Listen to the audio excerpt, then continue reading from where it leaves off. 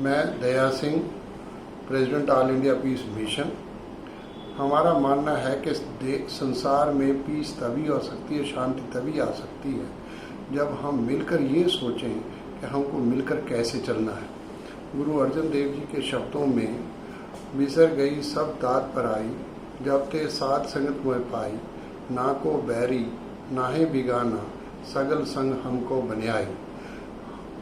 हमें ना तो किसी का विरोध करना है, ना किसी के साथ दुश्मनी लेनी है, ना किसी के साथ नफरत करनी है। आज जो देश में माहौल बना है और विश्व में जो माहौल बनता जा रहा है वो नफरत का और फिरका परस्ती का माहौल बनता जा रहा है। गुरु नानक ने इस फिरका परस्ती के खिलाफ एक आवाज़ बुलंद की और हम सब ने मिलकर उस पर आगे चलने की कोशिश की।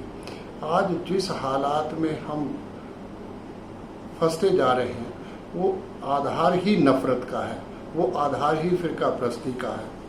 ऑल इंडिया पीस मिशन ने 2011 में इस बात को लेकर वेई नदी गुरु नानक के उसी स्थान से और गंगा नदी बनारस तक एक यात्रा की। उस यात्रा में एक ही मुद्दा था, होए एकत्र मिलो हो मेरे भाई, दुविधा दूर करो लेवलाए।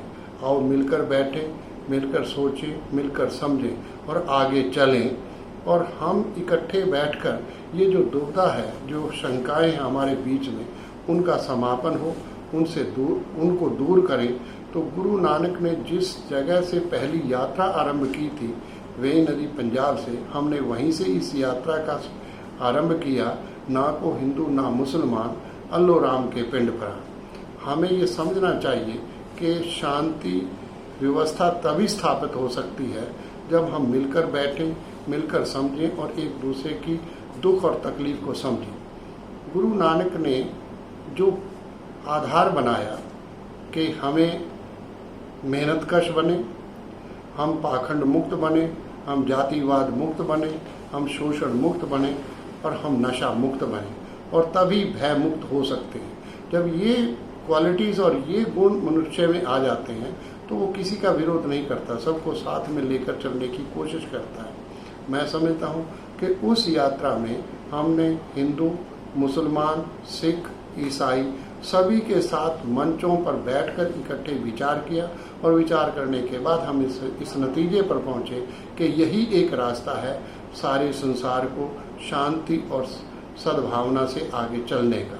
मैं समझता हूँ कि यही रास्ता विश्व को एक शांति का रास्ता दे सकता है, रास्ता पंथ को दे सकता है। एक बात और हमें समझनी चाहिए, गुरु अर्जन देव जी का जो हरि मंत्र का कंसेप्ट था वो उसकी नींव साईं मियाँ मीर रख रहे हैं। उस पर उसका नाम हरि मंत्र रखा जा रहा है। उसका जो मस्जिद नुमा उसका गुंबद है, तो उसका मतलब ये था कि गुरुओं के मन में भी ये भावना थी कि यही एक रास्ता है एक दूसरे को नज़दीक लाने का, एक दूसरे के साथ बैठने का और विचार करने का और विचार विमर्श करने का। हमें विवाद से नहीं, संवाद से आगे बढ़ना है। और जब संवाद और डायलॉग प्रोसेस इनिशिएट हो, आपस में हम बैठें, आपस में हम विचार करें, तभी संसार में शांति और सद्भावना पैदा हो सकती है। आज जो विश्व शास्त्रों और शस्त्रों के उसमें आर्म्स में चला जा रहा है और हथियार बंद होता चला जा रहा है, एक दूसरे के कब्जे पर उसको हथियाना चाहता है, तो उसके नतीजे हैं वो संघर्ष है। विश्व युद्ध हमने पहला भी देखा, हमने विश्व युद्ध दूसरा भी देखा। कहीं ऐसा ना हो जो अब रास्ता बन रहा है, चाहे वो चीन हो, चाहे वो भारत हो, चाहे वो पाकिस्तान हो, चाहे वो बांग्लादेश हो, चाहे रशिया और अमेरिका की ताकतें हों, वो सब लोग अपना असला तो बेचना चाह रहे हैं। शायद हम उसी हालात से गुजरते जा रहे हैं। तो हमें ये चाहिए कि एक रास्ता बने, एक तय बने, एक सिस्टम बने, ताकि हम विश्व में शांति स्थापित कर सकें। और ये जो आपस में जंग की और युद्ध की लड़ाई है, ये जो असले की लड़ाई है, ये जो आर्म्स की लड़ाई है, ये जो टैंकों की लड़ाई है, ये जो मिलिटराइज होने की लड़ाई है, इससे देश को कोई भला नहीं हो सकता, देश कभी शांति की तरफ नहीं बढ़ सकता।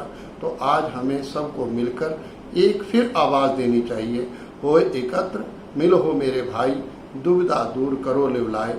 आओ मिलकर बैठें, मिलकर विचार करें, मिलकर आगे बढ़ें। यही रास्ता है विश्व में शांति का, और यही हमें रास्ता दिखाता है शांति का। बहुत शुक्रिया, धन्यवाद।